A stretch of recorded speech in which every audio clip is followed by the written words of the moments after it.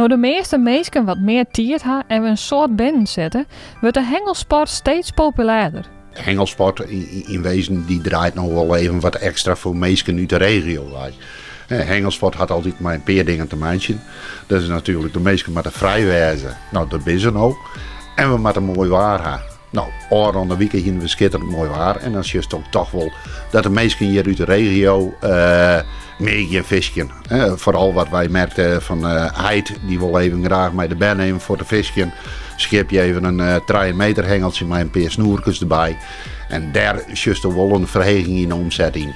Maar ja, eigenlijk, ja, wij draaien heel veel op recreatie en toerisme. Ja, en ja, die mensen minder nog net. Visje kan namelijk heel goed op eurometer afstand. En je bent dan lekker in de boetenloft. Ja, het is wel lekker. Helemaal in deze tijd natuurlijk. Gewoon lekker ontspannen. En even niks aan je hoofd. En de vissen, dat is natuurlijk ook, als je vis vangt, dat geeft ons een kick. Ik zit hier vanaf gisteren. Even kijken, 5 uur ongeveer. Dus we hebben de hele nacht hier geslapen. En we blijven hier tot 3:30.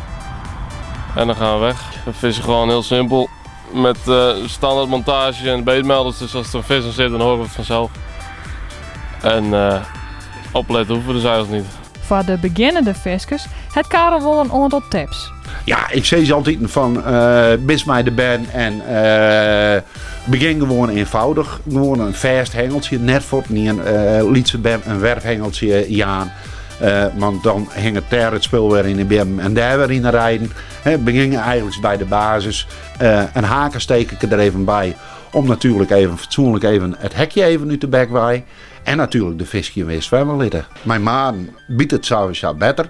Neem even een sekje lakvoer bij. Even een boltje lakvoer.